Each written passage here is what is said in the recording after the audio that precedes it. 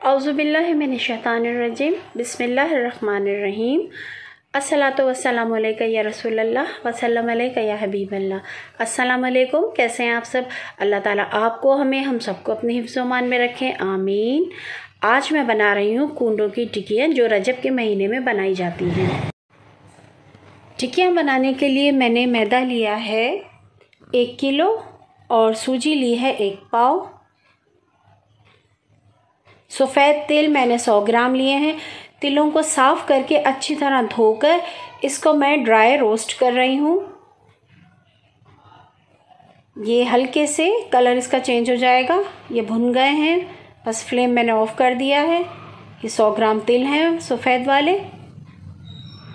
घी मैंने लिया है 1 प्याली, 1 पाव से थोड़ा सा कम। हरी इलायची इसे हम पीस लेंगे। शक्कर लिए तकरीबन 3 प्याली, 2.5 से 3 पाव। इसे एक सॉसपैन में डालकर इसमें मैं डाल देती हूँ 1 कप दूध।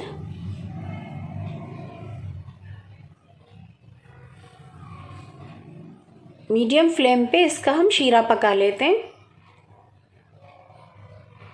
हमें इतना पकाना है कि शक्कर डिज़ोल्व हो जाए। अब मैदा है जो 1 किलो है उसे मैंने छान लिया है। सूजी को भी छान लेते हैं। ये साफ़ सुथरी फ्रेश है लेकिन छानना ज़रूरी है। सूजी भी छान ली है। अब इसमें शामिल कर देते हैं तिल जो हमने ड्राई रोस्ट किए हैं।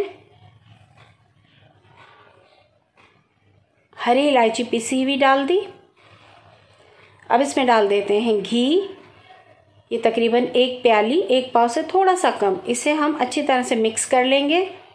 सारे घी को हमने मैदे सूजी के साथ तमाम चीज़ों को मिक्स कर लिया। अब इसमें डाल देते हैं हम जो दूध में हमने शक्कर का शीरा बना के रखा है। ये थोड़ा गर्म है इसलिए इसे भी हाथ नहीं लगाएंगे। एक चम्मच की मदद से मैं इसे मिक्स कर लेती हूँ।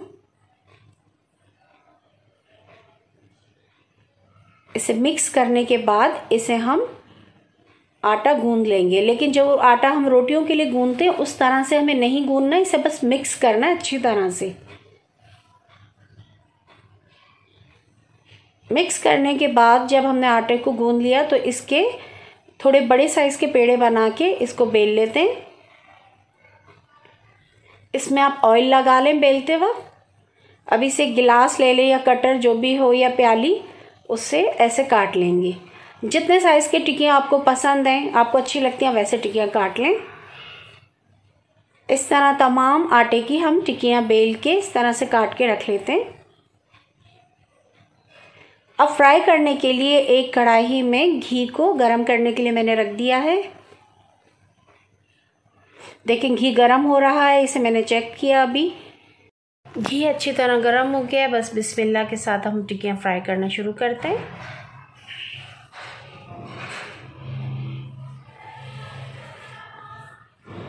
ये हमने टिक्कियाँ डाल दी हैं इसमें। मीडियम फ्लेम पे मैं इसको फ्राई करूँगी।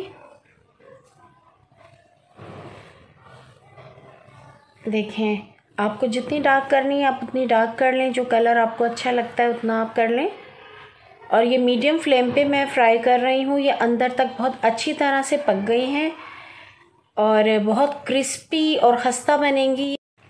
टिक्कियों का मैदा गूंदते वक्त घी बिल्कुल परफेक्ट डाला है। अगर अंदर घी ज़्यादा हो जाता तो ये फ्राई करते वक्त टूट जाती। और शक्कर भी आपको अगर ज़्यादा पसंद है तो आप इससे ज़्यादा भी डाल सकते हैं। अगर आपको कम अच्छी लगती है तो इससे भी कम कर सकते हैं जो हमने इसमें डाली है। इसमें हमने सफ़ेद तिलों का भी इस्तेमाल किया है। सफ़ेद तिल भी डालें टिक्कियों में तो तिल वैसे बहुत फ़ायदेमंद हैं।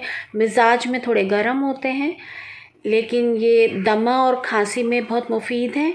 और जो लोग गोश्त नहीं खाते उन्हें तिलों का इस्तेमाल ज़रूर करना चाहिए। खानों में तिलों का इस्तेमाल याददाश्त को बेहतर करता है और आसाब भी मज़बूत होते हैं। ये भी अल्लाह ताला की एक नेमत है।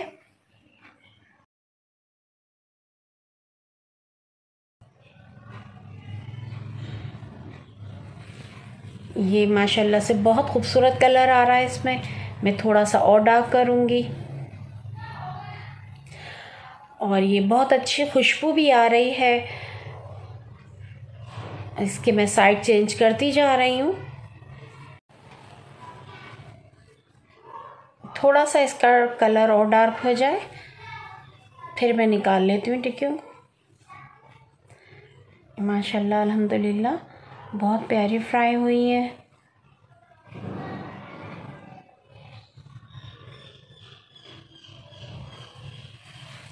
अब हम निकाल लेते हैं।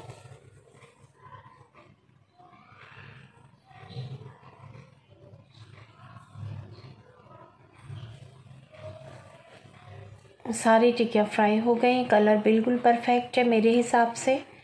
तो मैं ये निकाल लेती हूँ टिक्कियों घी में से।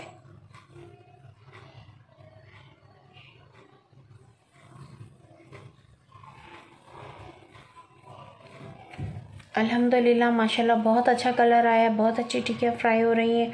इसी तरह हम तमाम आटे की जो मैदा हमने गूंदा उसकी टिक्कियाँ फ्राई कर लेते हैं। देखें अल्हम्दुलिल्लाह ये सारी टिक्कियाँ फ्राई हो गई हैं। ये बहुत मज़ेदार क्रिस्पी खस्ता बनी है। अगर आपको ये कुंडों की टिक्कियाँ बनाने की रेसिपी पसंद आई है, आप मेरे चैनल को सब्सक्राइब करें, मेरी रेसिपीज़ को लाइक करें, बेल आइकॉन को ज़रूर प्रेस करें ताकि मेरी अगली रेसिपीज़ आपको मिल सकें। अल्लाह हाफिज़।